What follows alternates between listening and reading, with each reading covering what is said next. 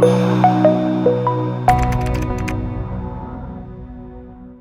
الرجل يقوم بذاته؟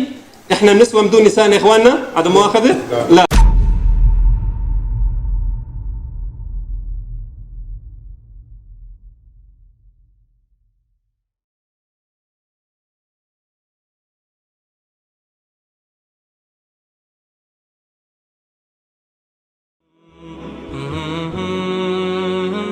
бародарони азиз, мо дар маърузаи гузашта маҷмӯи қисмҳои таркибии фитратро ки барои мулҳидон сарбастагиро ба вуҷуд оварда, тавассути инкор кардани он ва ё аз дидгоҳи моддӣ шарҳ додани он мехоҳанд аз он фирор кунанд, равшанӣ андохтем.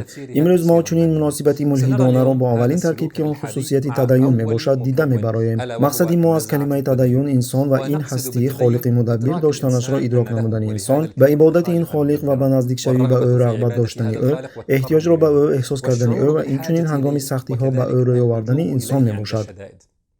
дар назари ислом ин хусусият ҳамчун як ҳақиқат мусаллам зикр ёфтааст. Инро дар оёти зиёде дидан мумкин аст, аз ҷумла дар сухани Аллоҳи мутаал. Вақте ки ба инсон зараре мерасад, ӯ моро фаро мехонад. ҳар як инсон дар назар дошта шудааст, зеро ин хусусият фитрӣ буда дар ҳар як инсон кошта шудааст. Тадайюнро фитрӣ гуфтани мо маънои онро дорад ки ин ҷуз дар нафси инсонӣ чуқур ҷойгир шуда, қисми асосии он мебошад ва аз рӯзи таваллуди инсон қатъи назар аз омилҳои берунӣ дар ӯ реша рондааст.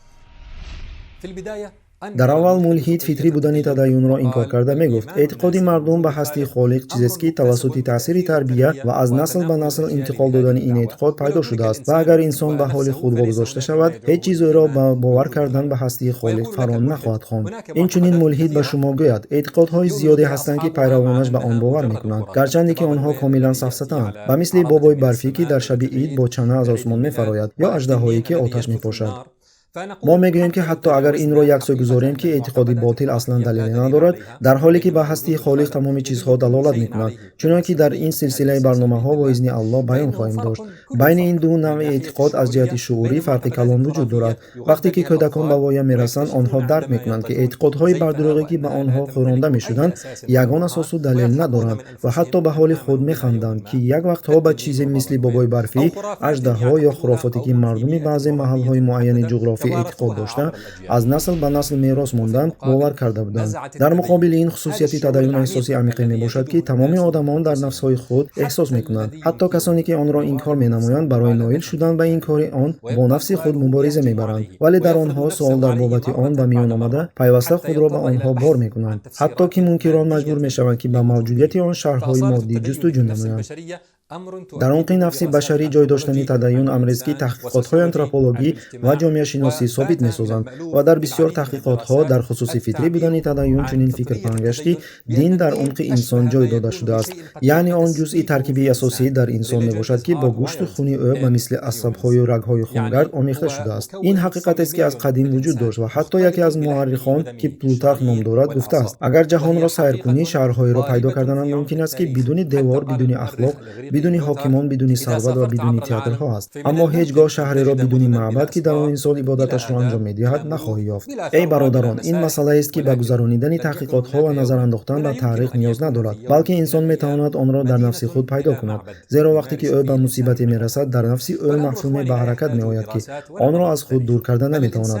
мафҳуми зерин он аст ки дар он ҷо волотарин қудрате вуҷуд дорад ки метавонад ӯро наҷот диҳад. аз ин рӯ дар ҳамин ҳол эҳтиёҷ ба илтиҷои парвардигорашро эҳсос мекунад, то парвардигораш ӯро аз ин мусибат наҷот диҳад. бинобар ин дар ғарб чунин ибора вуҷуд дорад: There are not atheists in foxholes. ба маънои дар хандақҳо мулҳидон вуҷуд надоранд, яъне дар хандақҳои ҷанг вақте ки одамон дар хатаре ҳастанд ки ба ҳаёташон таҳдид мекунад, ягон мулҳиде ёфта мешавад. бале шумо метавонед мулҳидонеро пайдо намоед ки якраванд.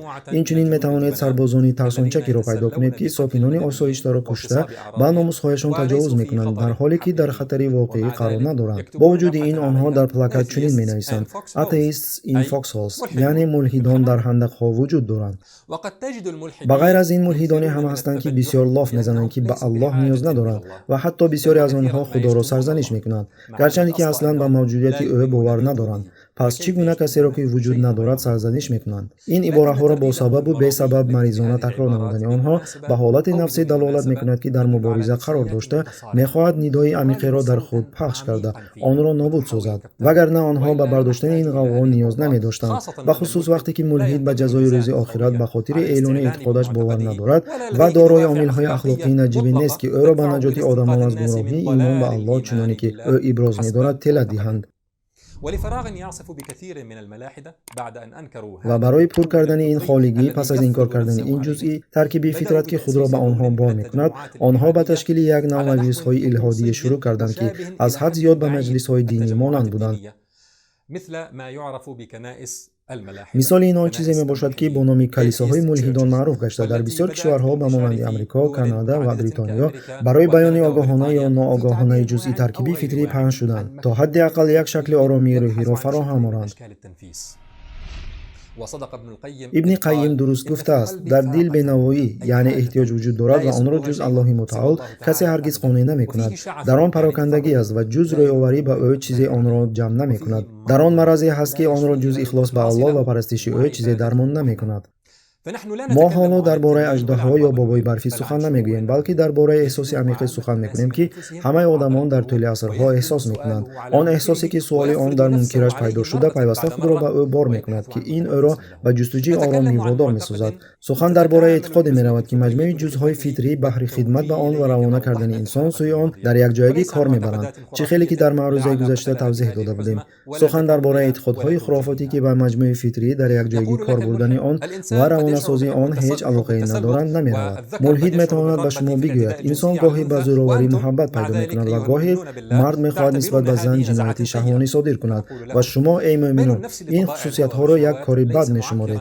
ما به آنها میگوییم میل انسان به هوای نفس و شهوت‌ها آن چیزی را که ما درباره‌اش میگوییم بدنام نمی‌کند. ما بسته از آن که بعضی‌ها به کارهای زشت میل می‌کنند آنها آن را کاری درست یا نیکو نمی‌حسابند، بلکه برعکس به فسادی آن باوری دارند. پس آن جزئی فطری که در این صورت خصوصیت اخلاقی نامیده می شود مسئول است که میل به شهوت‌های رذیلانه را همچون فساد اعتراف نماید. از این رو توسط تاثیر این فطرتی که ما درباره‌اش میگوییم انسان میداند که این میل‌هایش باطل هستند. این حجت است که به فایده ماست نه بر ضد ماست. بیشتر ملحدان اقرار کردند که تدین و تصدیق هستی الله از تاثیر بیرونی و محیط نیست، بلکه چیزی است که در عمق هر یک انسان جای گرفته است. پس آنها چیکار کردند؟ آیا ایمان آوردند؟ نه، به خدایی حقیقت را نمی‌آموزد. برعکس اگر دروغ آن چیزی که به آن باور کرده بود آشکار شود هر یک حل دیگر را مورد جستجو قرار می‌دهد، اما نه ایمان به الله. آنها گفتند از خصوصیت ایمان به خالق خلاصه کردن ممکن نیست که آن حتما حقیقت میباشد، بلکه آن میتواند تنها تخمینی باشد که تصادفاً پیدا شده است و یا صفتی باشد که طبیعت برای زنده ماندن انسان آن را انتخاب نموده است. برای همین ما در جستجوی سبب مادی خصوصیت تدین خواهیم بود. بعد از این واقعا برای آموزش این پدیده مجله‌های مخصوص علمی پیدا شدند و در علم عصب ساحه نوی با نام نیروتئولوژی پیدا شد. این ساحه طبیعت علاقه را که بین سیستم عصب و پدیده تدین موجود است می‌آموزد. کار تا جایی رسید که آنها حتی به آموزش گنی مسئول خصوصیت تدین شروع کردند.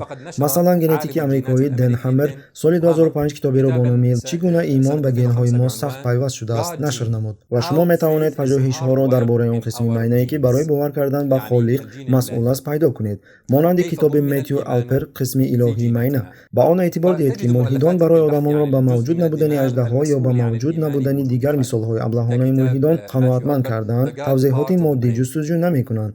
قبلا این مثال‌های ابلهانه ملحدان را شما هستی خدا را به سر مردم بار می‌کنید، همچنانی که هر یک انسان می‌تواند چیزی دیگری را به سر آنها بار کند، به مثل اسپاگتی پرواز کننده وحشی یا چاینکی در فضا دور زننده. زیرا بین این اعتقادها و مثال‌های ابلهانه از یک سو و از سوی دیگر خصوصیت ریشه‌رانده تدین که در جنس بشری چقدر جایگیر شده است فرقی کلان وجود دارد. اما یک لحظه شما ملحدان چیکار کرده ایستادید؟ آنها گویند ما در جستجوی شرح مادی هستیم. خوب، فرض می‌کنیم که شما توضیحاتی برای این پیدا کرده اید. پس شما باید توضیحات مادی را برای جزهای دیگری نیز پیدا کنید که ما در معروضه‌های من بعد درباره آن صحبت خواهیم کرد. در رفت معروضه درباره احساس اراده آزاد ما ناکام بودن کوششی با ماده ژنتیک شرح دادن همه چیز را و چطور به سفسطه ابلهانه تبدیل یافتن این شرح را خواهیم دید. اما درباره این ما میگوییم فرض می‌کنیم که شما گن‌های خصوصیت تدین و گن‌های پرینسیپ‌های منطقی را پیدا نمودید. این چنین مجموعه سوم آنها را وابسته به اخلاق، مجموعه چهارم را وابسته به غریزه‌ها، مجموعه پنجم را وابسته به احساس معنای حیات و مجموعه ششم گن‌ها را وابسته به اراده آزاد کشف کردید.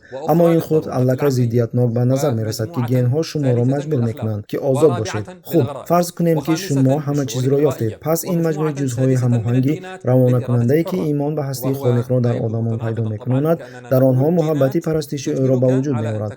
آنها را به او روی‌آورنده و مالک پرینسیپ‌های منطقی می‌سازد که توسطش مقصد خالق را می‌فهمند و اینچنین خصوصیت اخلاقی را که با فرموده‌های او هماهنگ هستند پیدا می‌کنند و احساس معنای حیات را که آنها را به جستجوی هدف خالق را به رعایت آن طلب می‌دهد و احساس اراده آزاد را نیز که به واسطه آن می‌توانند اطاعت کردن یا سرکشی کردن را انتخاب کنند به وجود می‌آورد و غریزه‌هایی را که ادامه جنسی آنها را در این زمین تامین می‌کنند در خود جای می‌کنند و همه این کارها را چنان انجام می‌دهد که حتی گویا تصادفی شما پروردگارمان را عبادت می‌کند. این مجموعه هماهنگ خودش چیست؟ وقتی که شما به این مجموعه دچار می‌شوید خواهید فهمید که این باز یک دلیل بزرگی این خالق است که آن را در انسان گذاشت و آن را به هم پیوسته با فرمان‌های شرعی هماهنگ ساخت. کبر ملحدی به شما جواب داده گوید همه این خصوصیت‌ها هیچ چیزی را ifade نمی‌کند، زیرا موجودیت آنها معنای حقیقت بودن آنها را نمی‌دهد.